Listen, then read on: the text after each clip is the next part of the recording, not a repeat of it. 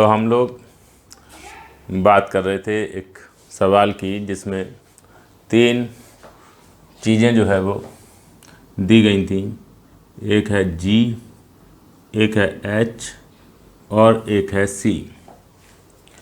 इनका इस्तेमाल करना है और इनके टर्म्स में मास, लेंथ और टाइम को रिप्रेजेंट करना है। ठीक है, हम लोग सबसे पहले इनके बारे में बात कर लेते हैं। Capital G gravitational constant.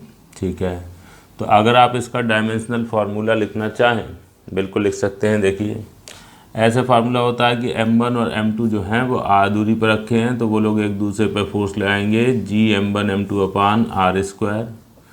तो यहाँ से g की वैल्यू आ जाएगी f r square upon m1 m2। Force के लिए mlt-2 बहुत पॉपुलर है। r यानी दूरी यानी कि l का स्क्वायर और मास m1 m2। तो यहाँ से g हमको मिल जाएगा, g का डायमेंशनल फार्मूला मिल जाएगा m-1 L3t-2। ये देखिए, ये आपने g का डायमेंशनल फार्मूला लिख लिया। कई बार लिख चुके हैं पहले भी, कई बार यूज़ भी कर लिया, एक बार और सही। अच्छा, अब आइए h पर। h क्या है? h होता है प्लैंक्स कांस्टेंट। प्लैंक्स कांस्टेंट कैसे मिलेगा? फोटोन की जो एनर्जी होती है वो होती है E बराबर h इंटू एफ। एफ यानी लाइट की फ्रिक्वेंसी और E एक फोटोन की एनर्जी, और ये h प्लैंक्स कांस्टेंट होता है। ठीक है, तो h बराबर E अपान एफ। E यानी एनर्जी का डायमेंशनल फार्मूला होता है mL2t-2, और f यानी फ्रिक्वेंसी उसका होगा t की पावर -1। ऐसा होता है फ्रिक्वेंसी बराबर 1 अपान टाइम पीरियड, तो 1/t यानी t की पावर -1। तो यहाँ से h का डायमेंशनल फार्मूला हमारे पास आ गया mL2t-1। और c वो क्या है भाई मेरे? c है स्पीड ऑफ लाइट, 3 × 10⁸ मीटर पर सेकेंड।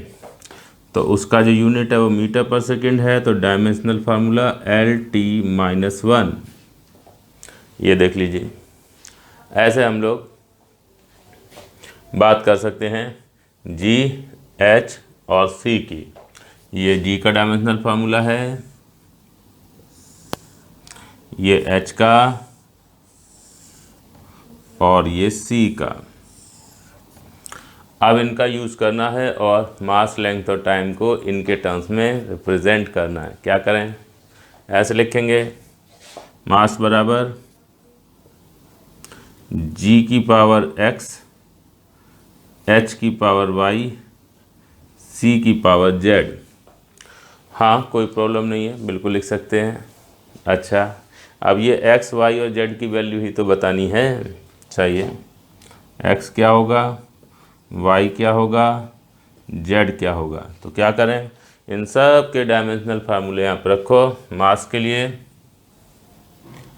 m, ठीक, और इधर g यानी ये रहा इसकी पावर x, तो m-1 L3t-2 की पावर x इंटू h यानी mL2t-1 की पावर y, और c यानी Lt-1 की पावर z।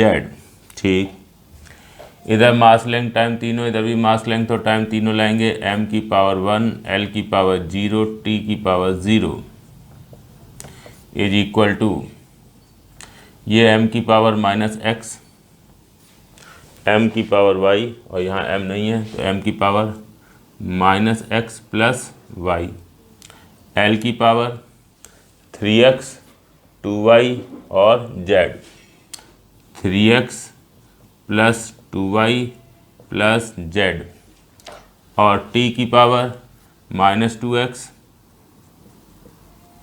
-y और -z। ये देखिए, ये इस टाइप से आपने लिख लिया। अब क्या करें?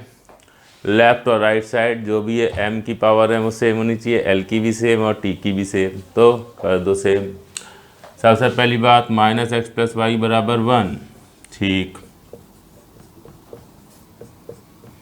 ओके, दूसरी बात 3x plus 2y plus Z बराबर 0, 3x plus 2y plus Z बराबर 0। और तीसरी बात -2x minus Y minus Z बराबर 0, -2x minus Y minus Z बराबर 0। अब देखिए 3 इक्वेशन है और 3 ही अननोन है, सॉल्व करेंगे। ठीक है, सॉल्व करके अपने लोग x, y और z निकाल लेंगे।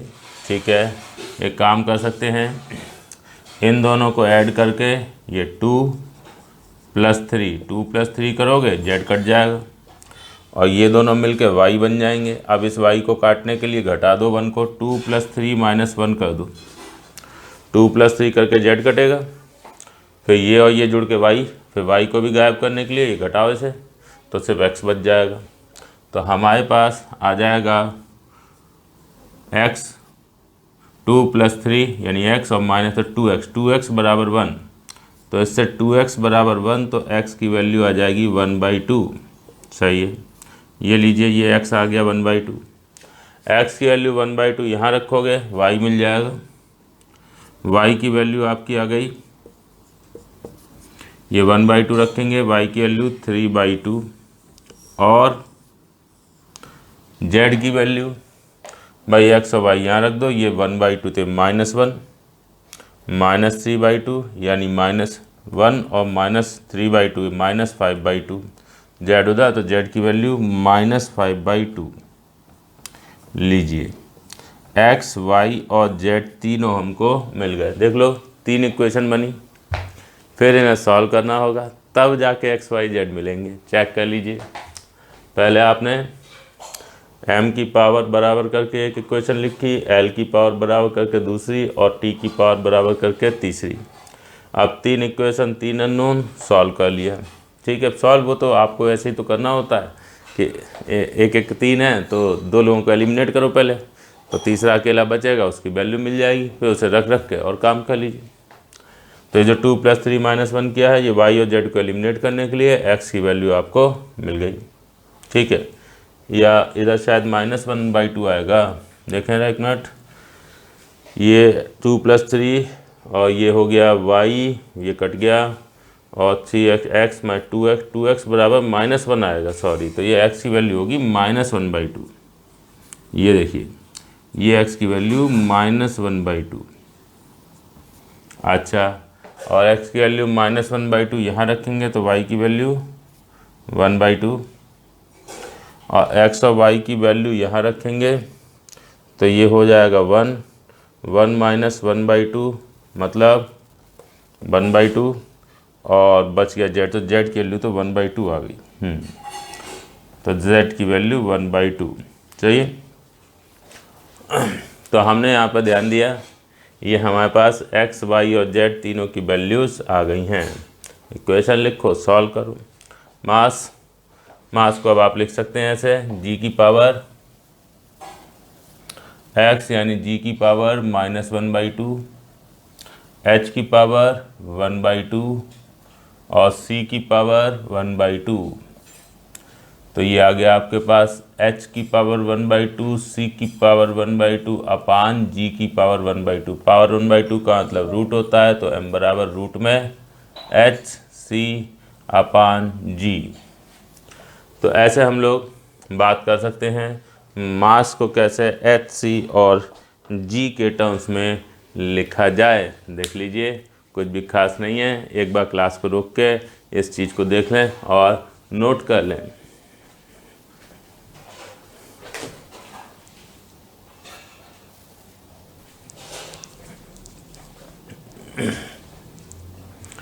हाँ जी, तो लिख लिया होगा आप लोगों ने। अब हम लोग ये देखना चाहते हैं कि यार ये जो काम हमने अभी किया है, इसमें क्या हमको डायरेक्ट ऐसे फार्मूले रिलेशन का इस्तेमाल करके वर्किंग कर सकते हैं, ये चीज़ लिख सकते हैं जो ऑलरेडी हम पढ़े हुए हों। ठीक है, ये पूरा सॉल्व करने की ज़रूरत ना पड़े। ठीक है, ऐसे ही कुछ लिखा जा सके। तो देखते हैं क्या अप्रोच रखी जा सकती है। पहले तो थोड़ा इसको मैं ऊपर खिसका देता हूँ यहाँ पर, ये सीधे बस m बराबर रूट में एच सी अपान जी ऊपर लिख देता हूँ, ठीक है।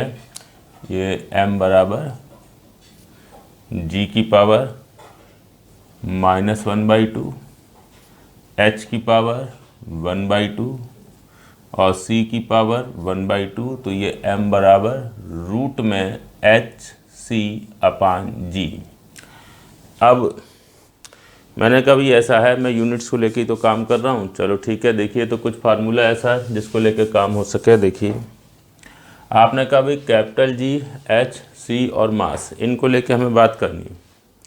तो पहली बात तो ये है कि जो कैपिटल जी है उसको लेकर हमारे पास एक फार्मूला होता है फोर्स का, सही है। तो वो फार्मूला लिखता हूँ मैं, G m1m2 upon r square बराबर होता है फोर्स, सही है। हाँ ठीक है। और H और C इनको लेके एक फार्मूला होता है, वो हमने केमिस्ट्री में एटॉमिक स्ट्रक्चर में पढ़ा होता है, फोटोन की एनर्जी H इंटू एफ। और एक और फार्मूला होता है h c by lambda, lambda यानी वेवलेंथ। तो मैंने कहा यार ऐसा है, मैं वो लिख लेता हूँ एच सी अपान लैम्डा बराबर एनर्जी, चाहिए। अब हम इन दोनों को देखो, इसमें कैपिटल जी है, मास है, एच है, सी है, बाकी ये दूरी है। तो मैं क्या करूँ, मैं अब इनको और इनको रिलेट करने की कोशिश करता हूँ, ठीक है। देखो कैसे, मैंने कहा यार ऐसा है, जो फोर्स है वो होता है किलोग्राम मीटर पर सेकंड स्क्वायर, एनर्जी होती है किलोग्राम मीटर स्क्वायर पर सेकंड स्क्वायर। यानी फोर्स में मीटर से और मल्टीप्लाई कर दो तो एनर्जी मिल जाएगी, फोर्स को मतलब लेंथ से मल्टीप्लाई करने पर एनर्जी आ जाएगी। देखो ये हम सिर्फ और सिर्फ यूनिट्स की बात कर रहे हैं, हम न्यूमेरिकल वैल्यूज़ वगैरह की बात नहीं कर रहे हैं, ठीक है। तो यूनिट्स के मामले में फोर्स को मीटर से मल्टीप्लाई करके ये मिल जाएगा, यानी फोर्स को लंबाई से मल्टीप्लाई कर दो तो एनर्जी आ जाएगी। हाँ ठीक है। तो मैंने कहा ऐसा है, मैं फोर्स इनटू लेंथ, ठीक है, बराबर एनर्जी लिख दूंगा। फोर्स ये रहा G m1m2 upon r square into l बराबर एनर्जी यानी एच सी अपान लैम्डा। अब ध्यान दीजिए, इधर है जी मास इंटू मास, मास का स्क्वायर, फिर वही बात है। अब m1 m2 लिखूँ या किलोग्राम इंटू किलोग्राम लिखूँ तो किलोग्राम स्क्वायर ही तो होगा, तो मास का स्क्वायर है, सीधी सी बात है, ठीक। डिवाइडेड बाई ये देखो ये दूरी, ये आर, ये भी डिस्टेंस, तो डिस्टेंस से ये पावर कटेगी, नीचे आर बचेगा, बराबर एच सी अपान लैम्डा। अच्छा लैम्डा क्या होती है, वेवलेंथ। वेवलेंथ क्या, ये लेंथ, ये भी लंबाई, तो लंबाई से लंबाई कट जाएगी लेफ्ट राइट साइड में, दोनों तरफ बिल्कुल कट जाएगा, ये और ये कट गया। तो आपके पास आ गया जी एम स्क्वायर बराबर एच सी, तो यहाँ से एम की वैल्यू आ गई रूट में एच सी अपान जी। तो ये भी एक तरीका जो है हमारा हो गया, जिसमें हम जो ऑलरेडी कुछ फार्मूले हमको पता हैं उनका इस्तेमाल किया। अब कोई कह सकता है यार ये क्या किया तुमने, लैम्डा आर के बराबर थोड़ी ना होगा। नहीं ठीक है, लैम्डा अलग चीज़ है, आर अलग चीज़ है, बट हैं तो दोनों लोग लेंथ को लेके ना। तो कल को अगर यूनिट्स रखोगे तो भाई इसकी मीटर आएगी, यहाँ पे भी मीटर का स्क्वायर आएगी, तब तो मीटर से स्क्वायर काटोगे नहीं काटोगे। तो यस, हम यूनिट्स की बात कर रहे हैं भाई, हम वैल्यूज़ की बात थोड़ी ना कर रहे हैं। तो ये भी एक बहुत पॉपुलर तरीका होता है कि अगर हमारे को ऐसा कभी कुछ कहा गया और हमने देखा और हमें याद समझ में आ गया कि अरे यार इन लोगों के बीच में हम कैसे कोई रिलेशन लिख सकते हैं, तो बस फिर तो ये सब करने की ज़रूरत ही नहीं है। वो इक्वेशन लिखना, सॉल्व करना, कुछ ज़रूरत नहीं है, डायरेक्ट ऐसे लिख दीजिए, ठीक है।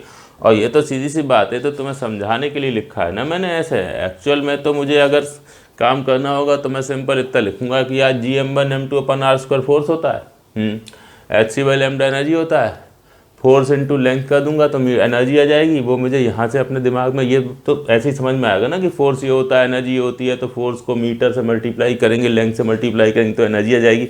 ऐसे ही तो मैं सोचूंगा, ये लिखूंगा थोड़ी ना। तो मैं यहाँ ये भी नहीं लिखूँगा, ये भी नहीं, मैं तो सीधे ये लिखूँगा, सही है। और एक बार ऐसे लिख दिया, फिर उसके बाद ये काट भी अपने आप ऐसे ही दूंगा कि ये एल और एल से स्क्वायर कटेगा, लैम्डा से आर कटेगा, जी इंटू मास का स्क्वायर, तो सीधे सीधे ये लिख लूँगा मैं, तो एक चीज़ ये लिखूँगा फिर उसका सीधे ये लिख लूँगा। ठीक है, सिर्फ और सिर्फ अगर मुझे तुम ये सवाल देते हो और मुझे ये याद आ जाता है फॉर्चुनेटली कि यार हाँ यार ऐसे करके कुछ होता है, अब याद आता है कि नहीं आता है ये तो भाई आपके अपने ऊपर है। कोई बच्चे को याद आ सकता है, किसी को याद नहीं आ सकता है। ठीक है, वो तो इस पर डिपेंड करता है कि आप कितना ज़्यादा जो है वो पढ़े लिखे हैं। सही है, जितना आपने चीज़ें अच्छे से गहराई तक पढ़ी हुई हैं, समझा हुआ है, तो चीज़ें आपको याद आती हैं। ऊपर ऊपर से पढ़ा हुआ है तो कुछ नहीं याद आता है। सही है, तो सही है। हालांकि इसमें क्या करें, बच्चा भी कहाँ तक याद रखेगा, क्योंकि जो हम पढ़ा चुके होते हैं, सीधे सीधे बता चुके होते हैं, वो तक तो बच्चे भूल जाते हैं। ठीक है, तो जो चलो खैर, तो बताया कि यार ऐसे भी कर सकते हैं। ठीक, तो कोई भी खास चीज़ नहीं है, इसको आप और नोट कर लीजिए, क्लास रोकिए और इसको और लिख लीजिए।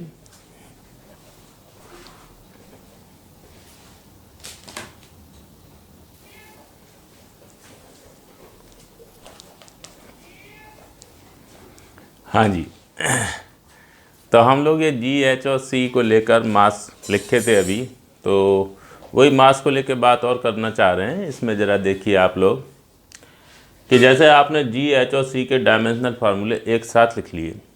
सही, अब हमें चाहिए मास, जी एच और सी का यूज़ करके मास चाहिए। इसका मतलब आप इनका कोई ऐसा कॉम्बिनेशन यूज़ करना चाहते हैं जिसमें सिर्फ मास बचे, एल और टी ना हो। यही तो चाह रहे हैं आप। तो अब आप थोड़ा सा ये भी कर सकते हैं कि जी एच और सी के डायमेंशनल फार्मूले एक साथ लिख लिए, फिर ऐसे ही ऑब्जर्व किया, थोड़ा सा दिमाग लगाया कि यार इनके साथ ऐसा क्या मैं कर सकता हूँ, मल्टीप्लाई डिवाइड पावर, कि जिससे एल और टी गायब हो जाएं, सिर्फ एम बचे। तो आप ध्यान देते हैं, अगर आप इसको देखोगे, इसमें एल की पावर 3, एल टू एल, हाँ, टी की पावर -2, टी की पावर -1, टी की पावर -1। तो थोड़ा सा ही देखेंगे तभी तुरंत ये बात समझ में आ जाएगी कि यार इसको और इसको मल्टीप्लाई करके अगर देखें तो L की पावर 3 और T की पावर -2 तो वही आएगी जो यहाँ पर है। तो फिर अगर मैं इसको मल्टीप्लाई करके ये डिवाइड कर दूँ जी, तो वो कट जाएंगे L और T।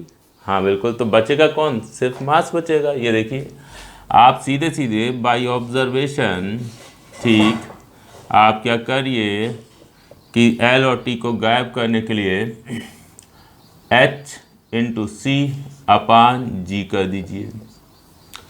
तो ये एल क्यूब कट गया, टी की पावर -2 अपान टी की पावर -2 कट गया, और m अपान m की पावर -1 वो हो जाएगा m की पावर 2। तो यहाँ से m बराबर रूट में एच सी अपान जी लीजिए।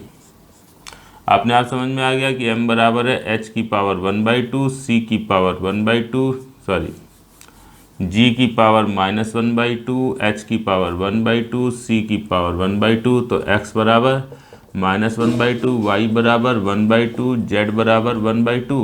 समझे? तो ऐसे भाई कुछ 2-3 चीज़ें तो दे रखी हैं, कोई ऐसा बहुत कॉम्प्लिकेटेड तो मैथमेटिकल एक्सप्रेशन है नहीं। जोड़ घटाना गुणा भाग तो हमने बचपन से पढ़ा हुआ है। ठीक है, तो अगर कोई मुझसे कहता कि यार इनको कुछ ऐसा करो, मल्टीप्लाई डिवाइड कुछ ऐसा, तो मैं ज़रा देखता तो 10-15 सेकंड में मेरे को समझ में आ जाना चाहिए था कि हाँ यार एल और टी को गायब करने के लिए इसको मल्टीप्लाई करके इससे डिवाइड कर देंगे, एल टी कट जाएंगे, सिर्फ एम बच जाएगा। हो गया। तो हमने देखा कि भाई कैसे हम लोग ये जो सवाल कहा गया था हमसे उसका जवाब निकाल सकते हैं। अच्छा, और देखिए फिर हमसे कहा था लेंथ को लेके भी काम करना है, लेंथ को इनके टर्म्स में लिखना है चाहिए। तो क्या करें, ठीक है, तो अब आते हैं लेंथ बराबर, अब ये काम हो गया, ये मास वाला हो गया, लेंथ बराबर g की पावर x, h की पावर y और c की पावर z। तो एक तो कन्वेंशनल तरीका है हमारा, क्या वही इनके सबके डायमेंशनल फार्मूले लिखे, फिर x y और z में इक्वेशनें लिखे, वो पावर इक्वेट करके फिर सॉल्व करके x y z निकाल लें। हाँ डेफिनेटली वैसे ही करेंगे हम। लेंथ L, G ये रहा, M -1, L 3 T -2, H यानी कि ml2t-1 की पावर y और c यानी lt-1 की पावर z। देख लीजिए, चाहिए। अब भाई मेरे लेफ्ट साइड में m की पावर 0, l की पावर 1, t की पावर 0, ठीक, इक्वल टू राइट साइड में m की power -x plus y plus बस -x प्लस y, l की पावर 3x 2y और z, 3x 2y और z, और t की पावर आपकी हो गई -2x -y - z, -2x -y - z, बराबर कर दीजिए पावर्स को, -x प्लस y बराबर 0, 3x plus 2y plus z बराबर 1 और -2x -y - z बराबर 0। ये देख लीजिए, ये आपने तीनों इक्वेशन जो है अपनी ही लिख ली, ठीक है। x, y और z तीन इक्वेशन हैं और तीन ही अननोन हैं। सॉल्व कर लेते हैं, देखते हैं कैसे। सॉल्व करने के लिए वही, पहले इसको ऐड कर लो, फिर ये सब्ट्रैक्ट कर देना, तो y और z कट जाएंगे, x बच जाएगा, तो 2 + 3 - 1, तो यहाँ से आ जाएगा 2x बराबर 1, x की वैल्यू 1/2, y की वैल्यू यहाँ से रख देंगे तो y आ जाएगा 1/2, और z की वैल्यू वो देख लीजिए, z की वैल्यू x बराबर 1/2 रखेंगे, ये -1 आ गया, और यहाँ रखेंगे तो ये आ गया -1/2 -3/2, z की वैल्यू -3/2, ये आ गया। अब हमारे पास जो लेंथ है वो इक्वल टू लिख दी गई, g की पावर 1/2, h की पावर 1/2 और c की पावर -3/2। इसको आप लिख सकते हैं g की पावर 1/2, h की पावर 1/2 अपान c की पावर 3/2, और 2 का मतलब रूट होता है, तो l बराबर रूट में GH अपान c थे। तो ये हमने लेंथ को लिखा ऐसे, ठीक है, ये हमारा आंसर आ गया, ठीक। तो वैसे तो पावर बतानी थी x y z, वो तो 500 तो यहाँ आ गया, बाकी उसका एक्सप्रेशन मैंने ऐसे लिख दिया। तो एक बात देख लीजिए ध्यान से और इसको अपनी कॉपी में नोट कर लीजिए।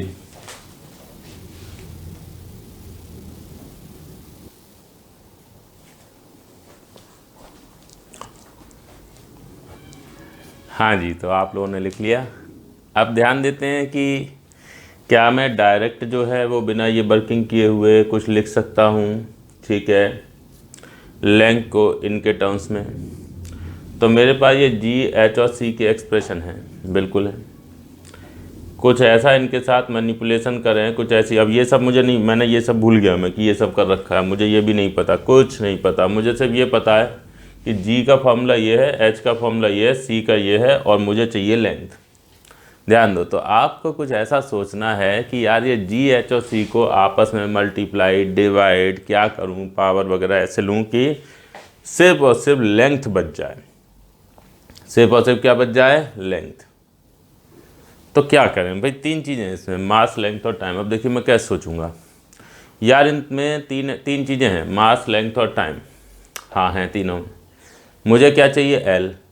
एल कैसे मिलेगा, अगर तुम एम और टी को गायब कर दो, एम और टी को गायब कर दो, एल अपने आप बच जाएगा, हो जाएगा काम। तो अब क्या करूं मैं इसमें, एम और टी को गायब कैसे करूं। तो मैं देखता हूं यार, मास तो सिर्फ इन दोनों में ही है, इसका तो मास से कोई लेना देना है ही नहीं। तो इन दोनों को लेके मुझे कुछ ऐसा करना है कि मास गायब हो जाए। तो साफ दिख जाएगा तुरंत तुमको कि यार इसको मल्टीप्लाई करना पड़ेगा, मास m की पावर -1 और m गायब हो गया। बहुत लॉजिकल है, ऐसा नहीं कि कोई एब्स्ट्रैक्ट सोच रहे हो, प्रॉपर लॉजिकल सोच रहे हैं कि यार मास को गायब करना है, तो इसका तो मास से कोई मतलब है नहीं। तो इन दोनों में मास को गायब करने के लिए ये -1 m मल्टीप्लाई कर दो, m गायब हो जाएगा। हाँ सही है।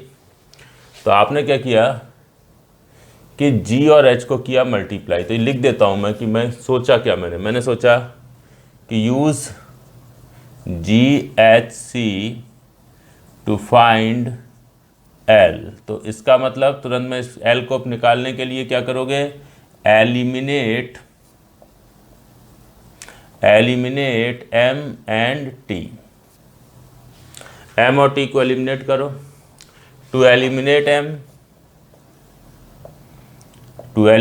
M क्या करोगे, मल्टीप्लाई। अब ये जैसे मैंने सोचा वैसे मैं लिख रहा हूँ। अब ये तुम सवाल करते समय ऐसे लिखोगे तो ही ना कि H और C को G और H को मल्टीप्लाई करना है, तो लिख रहे हो उसको कि G और H का मल्टीप्लाई, तो सोच लेना है बस। ये तो मैं आपको जो है वो इसलिए लिख रहा हूँ कि हाँ दोबारा कभी देखो तो याद आ जाए कि हमारी क्या अप्रोच थी। To eliminate M multiply G and H। तो अब GH मल्टीप्लिकेशन में आ गया तो GH बराबर क्या हो जाएगा, L की पावर 5 और T की पावर -3। समझे। अब देखो मेरी ये अप्रोच नहीं है, आप ये कतई दिमाग में मत रखना कि मुझे ये पता है पहले से इसलिए जो है वो मैं ऐसा सोच रहा हूँ। नहीं नहीं, ये सब मैंने कुछ समझो कुछ भी वर्किंग नहीं कर रखी है, मैं कुछ भी नहीं ध्यान दे रहा हूँ उस पर। मैं सिर्फ अपना जो ऑब्जेक्टिव है कि मुझे लेंथ चाहिए उस पर ध्यान दे रहा हूँ। चाहिए तो मैंने कहा ठीक, GH और C बराबर LT -1। अब क्या करो, अब भाई मेरे अब GH और C का इस्तेमाल करके क्या करना है, GH और C का इस्तेमाल करके आपको T को एलिमिनेट करना है। T एलिमिनेट कैसे होगा, वो दिख गया होगा सबको कि आप अगर T को गायब करना चाहते हैं तो इसका करो क्यूब और इसका क्यूब कर दोगे तो यहाँ आ जाएगा T की पावर -3, यहाँ T की पावर -3 होगा कि इसका क्यूब करके ये भी T की पावर -3 हो जाएगा, फिर डिवाइड कर देना, हो गया काम, T गायब। तो C का क्यूब कर दो तो C का क्यूब हो जाएगा L का क्यूब इंटू T की पावर -3। अब to eliminate T GH upon C cube कर दीजिए, ये डिवाइड बाई ये कट जाएगा, L की पावर 5/L की पावर 3 क्या हो जाएगा, L का स्क्वायर। हो गया काम। लेंथ चाहिए आपको तो लेंथ बराबर मिल जाएगी रूट में GH अपान C क्यूब। ये देखिए, ये कोई रैंडमली हम कुछ नहीं कर रहे हैं कि आर्बिट्रली कुछ भी सोच रहे हैं, नहीं, ये हम प्रॉपर लॉजिकल सोचे कि यार समझो ये 3 चीज़ें दे रखी हैं और इनसे L और T को एलिमिनेट करना है, सॉरी M और T को एलिमिनेट करना है, L को बचाना है। तो पहले मैंने देखा यार M सिर्फ 2 में था तो इसको गायब करना बहुत आसान था, तो पहले इन दोनों को मल्टीप्लाई करके M गायब कर दिया। तो जो बच गई GH और C, वो अब हमने GH और C को देखा, GH और C को देखा और ये सोचा कि इससे T को गायब करना है, तो तुरंत समझ में आ गया कि T गायब करने के लिए इसको पावर 3 करो और डिवाइड करो। तो पावर 3 करी, डिवाइड कर दिया और देख लो जवाब तो वही आया जो आपने पहले निकाला था। बस ये है कि ये जो आपकी ये पावर वगैरह है इनको लेके आप काम करते हो तो कई बार क्या होता है कि एग्ज़ाम में अगर ऐसे आ जाए तो आप थोड़ा सा जल्दबाजी में रहते हो, तो कई बार बच्चे कहते हैं अरे यार ये इक्वेशन बनाना पड़ेगा, सॉल्व करना पड़ेगा, इस सवाल को बाद में करेंगे, आगे बढ़ जाते हैं, फिर वो बाद में वाला टाइम तो आता ही नहीं है कभी। ठीक है तो इसलिए क्या है कि हम पहले अगर सवाल को देखकर और इस अप्रोच से कर सकें तो इट विल बी बेटर। और ये टाइम लिया है मैंने समझाने में, बट अगर मैं ये अप्रोच रखता हूँ और ऐसे काम करने की कोशिश करता हूँ तो मुझे बहुत कम समय में जवाब मिल जाता है। सही है, तो देख लीजिए इसे, जो बचा हुआ है यहाँ तक तो लिख लिया था, ये और नोट कर लीजिए।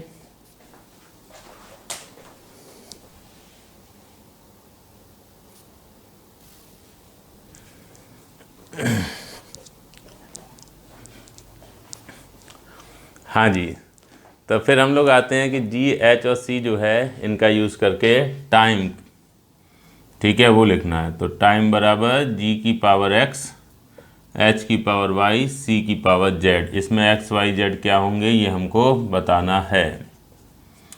ठीक है, ये रह गया। तो मैंने कहा एक तरीका तो वही है अपना, X Y Z को लेके इक्वेशन लिख के सॉल्व करें, जवाब निकाल लें। हाँ वो है। और बाकी उसके अलावा आप ये कर सकते हैं कि भाई कुछ इनको लेकर डायरेक्ट ऐसे ही मैनिपुलेट करने की कोशिश करें और टाइम जो है उसको निकालें किसी तरह से। सही है।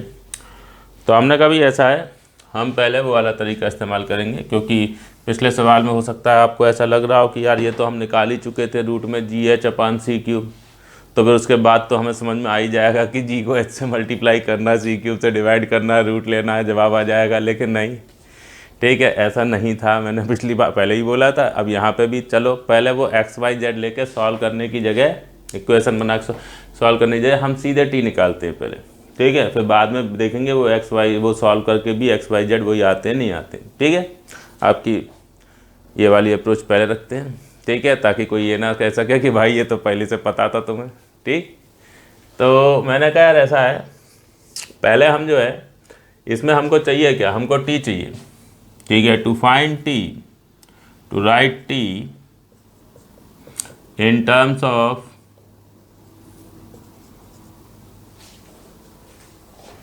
हाँ जी, to write T in terms of GH, C, eliminate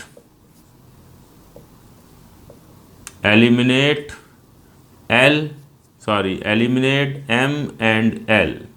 M और L को एलिमिनेट करो, T निकाल लो, सही है।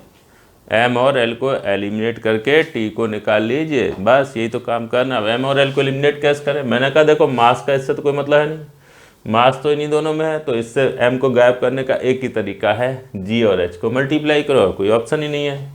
तो एलिमिनेट करते हैं पहले M को, eliminate M by multiplying G and C, तो G and H, GH multiply किया, आपके पास आ गया L की पावर 5 और T की पावर -3, और C जो है वो आपके पास बचा ही हुआ है क्या, LT-1, वो तो लिखा ही हुआ है। आप किसको एलिमिनेट करना है, आप किसको एलिमिनेट करें, L को। L कैसे एलिमिनेट होगा, वो तो सबको दिख ही रहा है, इसकी पावर 5 कर दो और फिर डिवाइड कर दो, इधर L की पावर 5, L की पावर 5, इसको लेने पे कट जाएंगे, काम खत्म, ठीक। तो C की पावर 5 कर लेते हैं, तो L की पावर 5 और T की पावर -5, सही है। अब डिवाइड करो GH, अब किसको एलिमिनेट करना है, एलिमिनेट L, डिवाइड करिए GH/C की पावर 5 बराबर, हाँ भाई ये और ये डिवाइड कर दोगे तो क्या आ जाएगा, ये कट गया, T की पावर -3 बटे T की पावर -5, यानी कि T का स्क्वायर।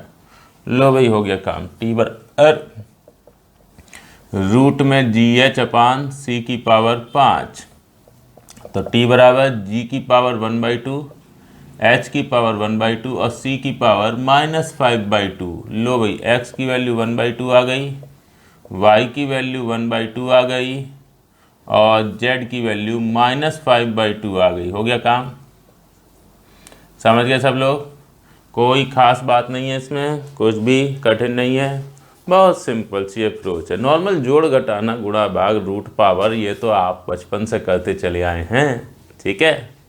तो ये रहा हमारा जवाब। आप देखते हैं, अच्छा आप देखो, अब पहले से पता नहीं था हमें बट, और ये देख लीजिए, ये तो मैंने इतना लिखा है तो भी इतना पूरा लिख दिया तब भी कम है, ठीक है। एक्चुअल में तो सवाल करूँगा तो मेरे ख्याल में अगर ये अप्रोच हम रखें तो शायद बहुत से लोग तो डायरेक्ट ही लिख पाएंगे, या G/H करके वो L की पावर 5 आ जाएगा, T की पावर -3 आ जाएगा, और ये 5 करेंगे पावर तो L कटेगा और T की पावर -3 अपान T की पावर -5, T² मतलब रूट, ठीक। तो बहुत से लोग इससे डायरेक्ट ये लिख लेंगे, ठीक है, और याद रखने की ज़रूरत नहीं है, ये सिर्फ इस समय मौके पे जो सवाल है उसको देख के किया गया है, सही है, कोई रटा नहीं गया है। अच्छा चलिए अब वो भी कर लेते हैं, इक्वेशन बना के सॉल्व भी कर लेते हैं ताकि कन्फर्मेशन हो जाए, भाई उससे भी वही आ रहा है, आएगा तो वैसे, क्योंकि एक सवाल को कितने भी तरीके से करो जवाब तो सेम आना ही आना है। अच्छा तो चलो लिखते हैं, T बराबर G की पावर X, H की पावर Y, C की पावर Z, ठीक। टाइम डायमेंशनल फॉर्मूला T है G का पावर m-1 L3 T-2 की पावर X, h यानी t-1 की पावर y और LT-1 की पावर z। सही है। यहाँ से मिला आपको m0 L0 t की पावर 1, ये लेफ्ट साइड है, ये वाली चीज़ को ऐसे लिख दिया। और इधर मिला के m की पावर -x प्लस y, ठीक, l की power 3x plus 2y plus z और t की power -2x minus y minus z। ठीक, बराबर कर दीजिए। तो -x प्लस y बराबर 0, ये एक equation. 3x plus 2y plus z बराबर 0, दूसरी इक्वेशन। और -2x minus y minus z बराबर 1, ये तीसरी इक्वेशन। अब हमने कभी सॉल्व करना है x y z के लिए, तो पहले 2 + 3 करके उसमें से 1 को सब्ट्रैक्ट कर देंगे, तो ये z गया और y और z एलिमिनेट हो जाएंगे और x मिल जाएगा। तो 2 + 3 - 1, ऐसा करने पर आएगा आपका 2x बराबर 1। 2x बराबर 1, तो x की वैल्यू आ जाएगी 1/2। x की वैल्यू 1/2 यहाँ रख दो, y की वैल्यू आ गई 1/2 और x 1/2 और y 1/2 यहाँ रखिए। ठीक है, कहीं रख दो, इसमें रख दो, इसमें रख दो, किसी में रख दो, इसमें रख देते हैं। 3/2 और 1 5/2, तो z की वैल्यू -5/2 लीजिए। x y z तीनों आ गए, तो t बराबर g की पावर 1/2, h की पावर 1/2, c की पावर -5/2।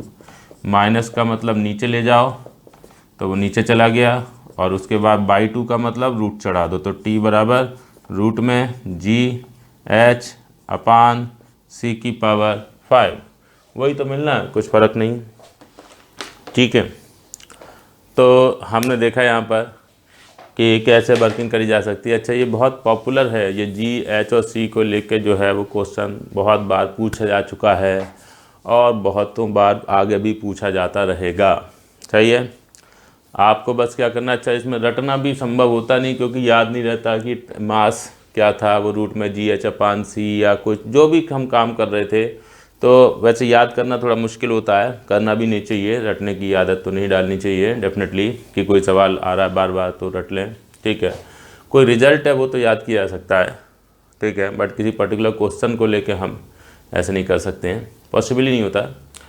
तो हम लोग क्या है कि ये वाली जो अप्रोच बताई गई, अगर इसको ध्यान रखें, ये वाली, तो इनको लेके आप ये काम कर सकते हैं। और ऐसा क्योंकि सिर्फ जी एच और सी, अगर ये अप्रोच लेंगे आप, तो कोई भी और आपको सवाल दे रखा और आप उसमें बहुत तेज़ी से बहुत जल्दी जवाब तक पहुंच सकते हैं।